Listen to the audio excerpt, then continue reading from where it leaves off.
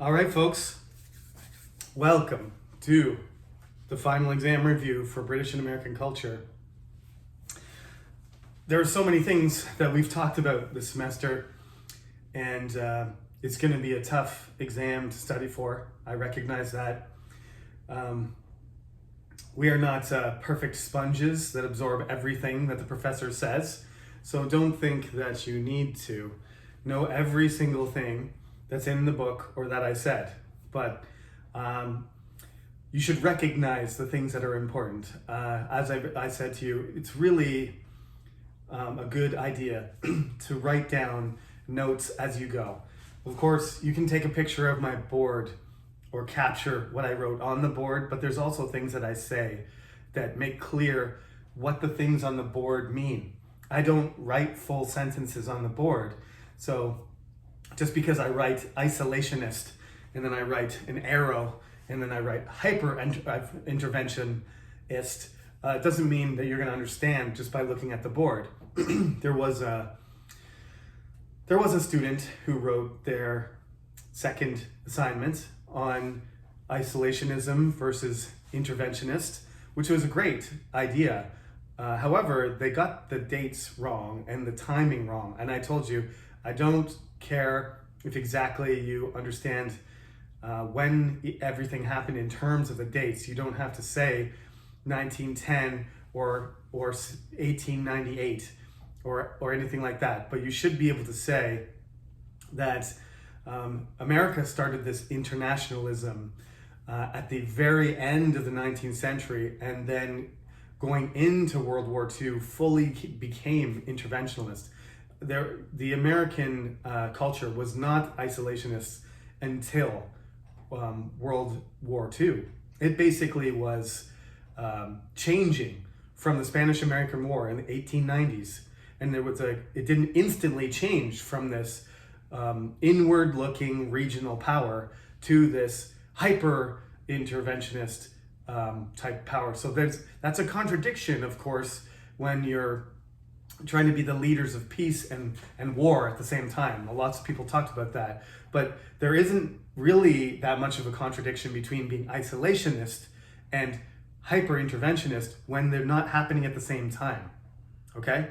Isolationist was George Washington, and then throughout the 19th century until the Spanish-American War and yellow journalism and the Theodore Roosevelt's encouragement of this muscular, pro-war sort of foreign strategy. That's when it started to change. And then by the end of World War II, you have the United States coming to the Korean War, right? They're leading the United Nations and fighting on behalf of South Korea, with South Korea, but for South Korea. They don't really have a reason to be in South Korea except for the fact that they don't want a communist country. They don't want Korea to be communist. That's why they're there, to stop communism. Then they form a relationship with Korea and South Korea and then become allies. But they weren't allies. Korea was occupied by a token American force, and the North Korean Inmungun, they invaded and defeated the South Korean army, and the Americans retreated and withdrew, and then they reestablished their presence over Korea, and then China joined too. That's the point, really, where you can say, okay, this is the current American foreign strategy, that they will fight wars in other countries for moral or diplomatic reasons, right? To assert American or to protect other countries, to assert American interests. Okay? I wanted to clarify that because I read the paper and I can't give too much detail in my comments except for, mostly what you did wrong. But the details are very important, especially on this exam. I'm not asking you to analyze that much. I'm asking you to show how much you remember, how much you know, how much you've paid attention this term. So the multiple choice is going to test that you're paying attention and that you can remember, you could absorb many of the ideas I said. But the more important part of the exam is going to be the 15 points that you get. I'm going, because we only have an hour to do this exam, it's because of limitations in space, and we have to have 2 sections. We have to have 2 separate groups writing in different rooms at the same time, because there are no rooms in our college that can, well, normally they could, but because of the COVID limitations, the most students that can write in one room is 40.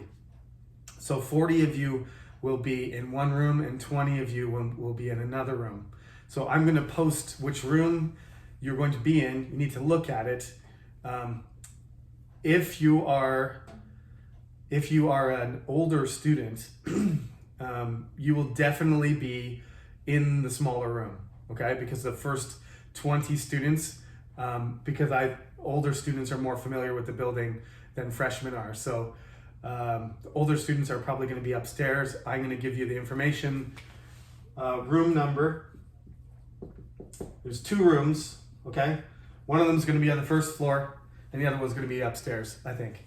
Probably 456 or 465. One of them in the hallway here. Older students know, so you have to check what room number you're going to be in. I don't know that yet. They haven't told me exactly. So next week, as you know, we're 1 week away. We had quiz number 6 today. 53 students wrote it. Everything went fine as far as I could tell, except for a few people strangely handing in their quizzes really quickly, but that was kind of strange. Don't worry about the quiz attendance, okay? It doesn't matter. It doesn't matter. I don't care if you were logged in for 5 minutes or 3 minutes or 1 minute. That's not important. I'm going to either erase this or I'm just going to make everybody in the class present, even if you didn't write the quiz. The quiz doesn't have an attendance relevant to the class. I'm just worried about the classes that you took for the video lectures. Those are the only ones that count. Don't worry about the quiz stuff. That's going to be erased or it's just going to be filled, one or the other. So forget that. So we have the 2 rooms. As you know, the exam's going to be from 12 to 1 p.m. Don't be late because it's going to take you the full hour for most of you. Some people just fly through the multiple choice, but usually if you know what you're doing, it takes you a while to do the long answer. So it's just like the midterm in format, all right? I'm going to give you 40 multiple choice questions. So there's 40 multiple choice questions. They're worth 40 each. And then there's going to be 3 long answer questions. I call them short answer, but my students have insisted, Professor, that's not a short answer. That's like a paragraph. So whatever. Long answer, I'll let the democracy speak. I want 5 points at least. If you want 5 points on the question, you have to give me 5 points. If I ask you about Romans, and I'm not going to ask you, don't worry. This is another question people asked. What about what the range of the exam is? The multiple choice is the whole class, right? But more of it is going to be American. But there's going to be 10 or 15 multiple choice questions from the first half. I don't want you to forget that half the class is British and American culture, right? It's half and half. The exam's worth a lot more than the midterm. The midterm was only worth 15%. This exam is worth 30. So it's worth a lot of your grade. If you get a good score on the exam, then your midterm's not going to be that important. So yes, multiple choice questions include from the very beginning of the class, right back to Romans and Celtics and Anglo-Saxons, Germans. You know them all. You should know them all. The Vikings and the Normans, and etc., and all the kings and queens and everything we talked about, all the way up to Shakespeare and the Glorious Revolution, and then we moved over to talking about. There's still some British stuff in the second half, though, it's not just American, right? We had the Industrial Revolution and imperialism. Anyway, we can talk about that in a minute because that's a content thing. These three questions, those big questions, for example, if I ask you, how did the Industrial Revolution, what are the fundamental important aspects of the Industrial Revolution? Or explain to me what the major issues were in the Civil War, right? Or describe to me how the American century can be organized into 3 periods and 2 crises. These are big questions, right? Major questions, okay? Those are the questions that'll appear here. You have to look at things that I emphasized. If I say, describe to me some of the major features of American culture in the 20th century. You can look at the lecture and you can see on the board the main things that I wrote. Describe to me, tell me about some of the most important presidents in American history, or the most important presidents in the 20th century. And then you have to write about the presidents and give me some information about them. I talked about this extensively. So these are all major topics. You have to look through. Industrialization is one, imperialism is one, presidents is one, major features of American culture. Hollywood could be one. That could be a question, right? Describe the different eras of Hollywood. These are 5. There's anywhere from 5 to 10 major ideas that could constitute 5-point questions. You should be able to explain to me about those concepts, okay? Right at the beginning of the very first lecture in the second half, we talked about, the major principles, right? Key ideas in American culture that don't be confused between important features in the 20th century. That was a cultural overview where I talked about, where's my list?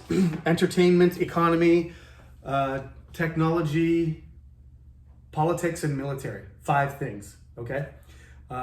Just like in the first half of the class, I talked about those 5 points of stress in British culture that led to the English Civil War, right?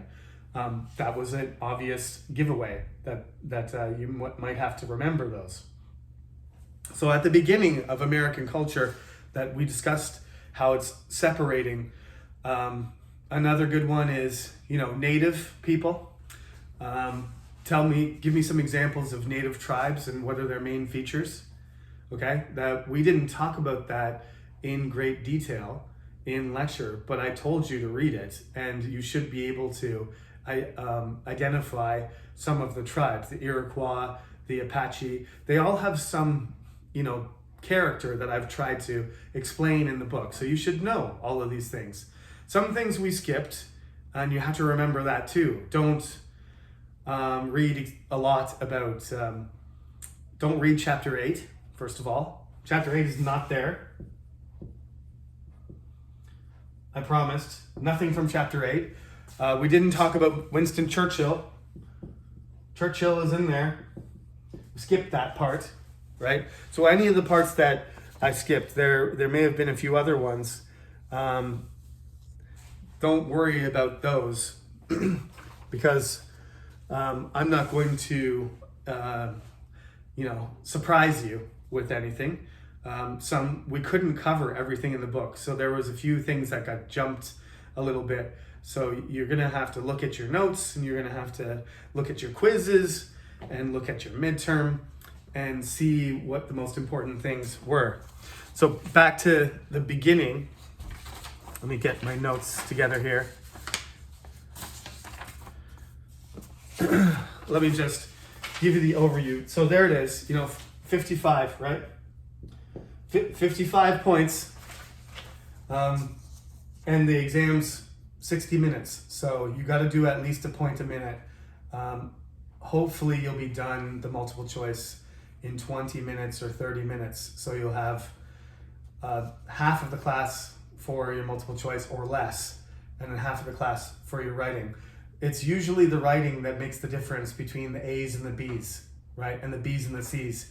if you have if you destroy the multiple choice and then you get 5 points out of this, it drops your grade a lot. So you got to be able to write something in English, and it's got to be right. It's got to be correct. It doesn't have to be grammatically perfect, but it has to be correct, right? It has to be information that's useful, and you have to explain it if you want to get 5 points, okay? So that's the hardest part of the exam. Don't make yourself exhausted memorizing everything and do very well on the multiple choice and then drop the ball on that part, because that will make the difference often between, like I said, B's and A's. Remember too, when I graded, there were 5 or 6 people who copied, and you just can't get a grade for that. You're just taking information from websites and reconstituting them or just translating them. It's not your writing. It's just a summary of something, right? I asked you to write about a contradiction. So first of all, it's got to be 2 things opposed to each other.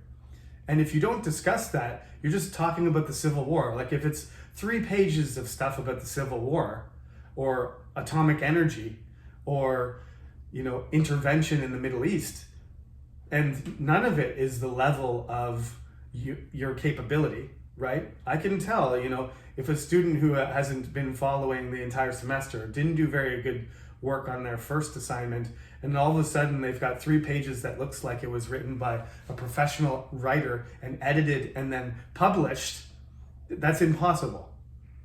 So, the same thing's going to happen here. You're not going to be able to copy or produce anything in this section unless you've been paying attention in this class and you deserve the grade that you got on your response on your assignments. So this, like I said, you have to be familiar with the major topics of the class from the midterm until now. Nothing from the midterm before that is going to be asked. Those major questions are just about, like I said, the 2 British topics are basically imperialism and industrialization, and there's various American ones. So you got to keep track of them. I've basically named all of them for you, so there's no excuse not to be ready. Here's one of them. Key ideas in American culture. This is from the beginning. I explain this. These are common ideas from the beginning, and you need to explain how that works. Freedom, manifest destiny, opportunity. Manifest destiny is another thing, but that we did talk about that a lot too. Freedom, opportunity, beliefs, and education, right? These are the main points that we talked about at the beginning. The belief in special status. Those ideas, those core ideas were explained at the beginning, and you should be aware of them, right? Sorry for throwing in manifest destiny there. Again, freedom, opportunity, and belief, special status. You don't even have to get all of them perfect. I don't expect that from you, because you can tell, like even when I'm lecturing, sometimes I don't remember everything exactly. That's not the point. You don't need to get perfect on the test. It's a hard test. I think there's only once in 8 or 9 years that a student got perfect, and it wasn't on the exam, it was on the midterm. There's one time somebody got a perfect score. That's out of hundreds and hundreds. We're talking out of 800 students. I'm not number 1 out of 800. I'm not pretending that. But you want to be in the top 30%, because that gives you an A, right? So the top 30% in this class is not people getting 10 on every quiz, because that did not happen. Nobody got 10 on every quiz. There's lots of people who got 9s and 10s, but it's really about doing as well as you can. And the exam is, of course, the most important one this semester. If you get an A on the exam, that will give you a good chance of getting a good grade in this class. So, American culture, key ideas. There are more than just the five. I just mentioned those five. Manifest destiny is another one. Last lecture, 2 lectures ago, I mentioned about the city on the hill idea. That's the same thing. The Puritans coming to America and thinking that they're building a city on a hill for the rest of the world to look at. That's destiny.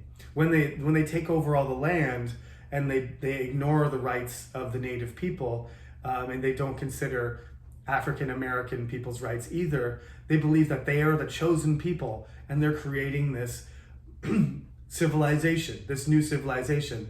The same way that the English thought they were the Protestant wind destroyed the Spanish Armada because God is a Protestant Englishman, right? And then again, the wind blocked King James, the Catholic King James II, from attacking William when he came in the Glorious Revolution. The Protestant wind comes again. The Protestant wind blew the Mayflower, to Plymouth. That they were supposed to go to South Carolina, but they ended up in Massachusetts. Why did they end up there? Because it was manifest destiny. Why did the native people get sick from all the diseases? And why was the land available for the European, English European especially, white Europeans to expand? Destiny, God's will. This is a belief that Americans still hold. You can see, even the ones that are very open-minded and even liberal, they still have this belief, right? It's that special thing. Sometimes we look at it from our perspective, outsiders. None of us are American, I think. Canadians, they were looking at, oh man, the Americans are very proud of themselves. They should calm down a little bit. But that's the negative side of the belief in their special status, right? Any country who has that sort of belief in themselves seems over patriotic and can be difficult to manage or deal with if you're not on the inside. So due to the British, their policy of benign neglect, of not taxing and not developing the colonies themselves, using the government money and directly governing and taxing them, the colonies gradually became more independent. So, as you know, when the British tried to tax them and tried to make the Stamp Act and the Sugar Act and the tea, control the tea trade, the Americans rejected their dominance and they protested and they agitated and then they rioted and then they were full-on rebelled, Revolutionary War. And that's how America was created. So you got to know all that stuff. The 7 Years' War, Christopher Columbus, different native tribes, major founding fathers that we talked about, Franklin, Jefferson, Washington. We talked about slavery a lot. Slavery is definitely another one of those topics, big topics. Potentially, if you can't talk about slavery after me lecturing about it for hours, then there's something wrong. Industrialization and imperialism was when we kind of went back across the Atlantic to talk about Britain again. You've got the literacy and education, the primary factors for the Industrial Revolution: steam, iron, textiles, the power, the material, the product. Advantages and disadvantages of imperialism: British Empire's use of sea power. You got Nelson as the hero that defeated Napoleon's ships. And then you have that long period of peace, Pax Britannica. Who is Queen Victoria and what is Victorianism? There's Jane Austen as an example of a female, great female writer, and Charles Dickens is a very influential Victorian writer, Dickensian writer in the 19th century. Mark Twain was mentioned as well, and that's connected to slavery and racism. Then we got Westward Expansion, the gold rush. We kind of skipped over the gold rush a little bit, but basically it was mentioned. California developed, and a lot of people rushed westward, and this fueled all these resource discoveries all across the West. that was another thing that was a terrible tragedy for the natives, because they were given land, and as soon as the Americans found something valuable in that land, then they removed them. So there's all that stuff about the Trail of Tears. Paul Bunyan is a tall tale about an extraordinary man who's a lumberjack, a frontiersman, sort of in the vein of early sort of John Pocahontas, early development of the eastern seaboard. So who am I trying to think of here? I'm drawing a blank. I'm talking about the explorer who was interested in Pocahontas, but it's a Disneyfied story. Oh, what's his name? Yeah, it's the Powhatan tribe. It's about the Virginia Cup. John Smith. Why couldn't I remember? It is John. I thought it was Sir John. John Smith. But John Smith in real life wasn't married to Pocahontas and wasn't her boyfriend. That is a historical error or conscious mistake. John Smith was a very famous English frontiersman who created a map of New England and went back to England, and he was a warrior and fought in Europe and was captured by the natives. He was captured by the chief, the father of Pocahontas as well. So all that story's kind of mixed up by Disney. But Paul Bunyan is that kind of person, except for he's a legend. John Smith is an actual real person, like Davy Crockett. Davy Crockett is an American person who was a politician and a frontiersman, just like Paul Bunyan and John Smith. But Paul Bunyan was, 100 feet tall and had a giant axe that could chop a whole forest, and he could cut down mountains. And if he cried, he could fill up rivers and stuff like that. It's a very, very exaggerated story.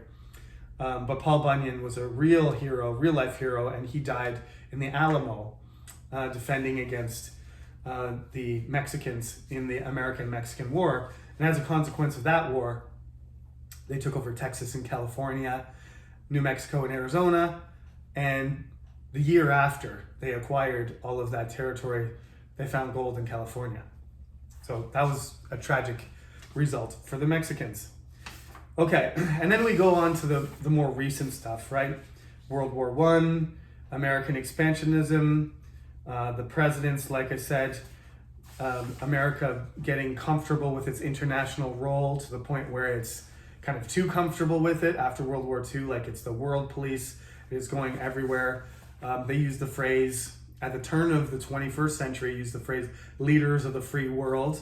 That's a nice way of saying that they're everywhere fighting everybody, whether they like it or not.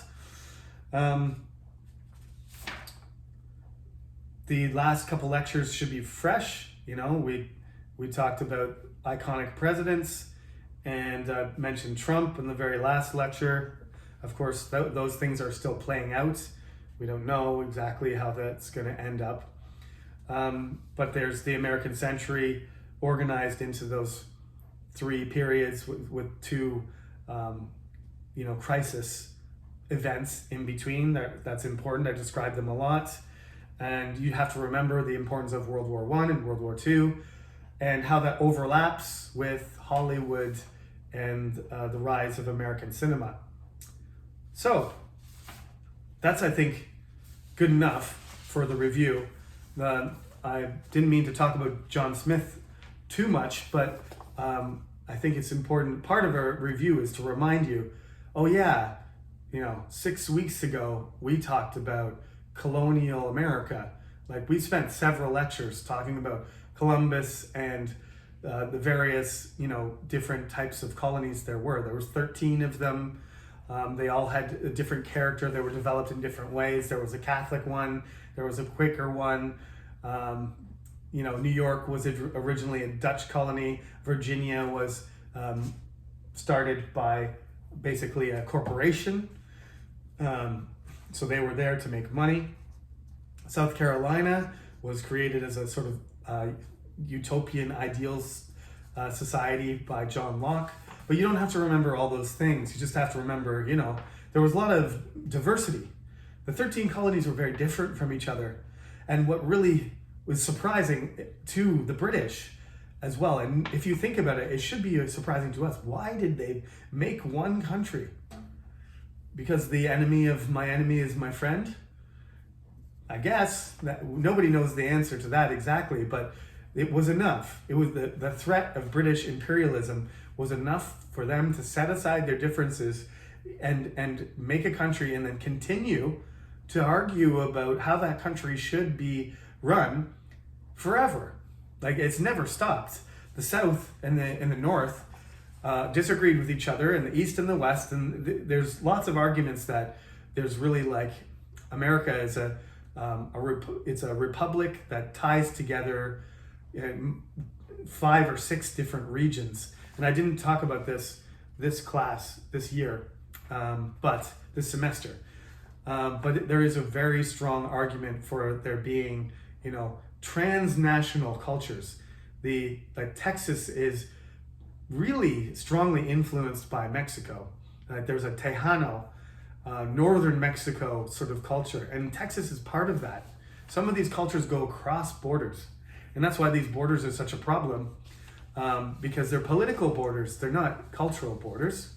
And that's why sometimes people try to build walls through them or prevent people from moving in and out, because they're unnatural borders. Socially and culturally, they're unnatural.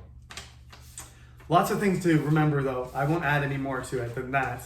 I hope that you've learned a lot from this. I don't mean for your heads to explode, but the general difficulty of the multiple choice will be easier than the quizzes, because the quizzes were online and the quizzes had 5 answers to them.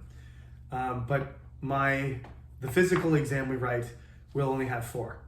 And that's because I'm trying to prevent people from cheating. I don't want people to get the answers too easily and too quickly, but you're not going to have the aid of a computer or Google or your textbook or your notes. I know some of you do. That's fine. There's nothing I can do about that. That's the way the quiz goes. That's why it's only 10 minutes long. But for the exam, you won't have any of that assistance. So there will only be A, B, C, D. I hope that's good news to you, not A, B, C, D, E. Okay? Thank you for listening, and I will see you next week. That's it. That's the end of the recording sessions for the semester. Thank you for listening, and good luck with all of your exams, just not just this one. Talk to you soon, and see you in person next time.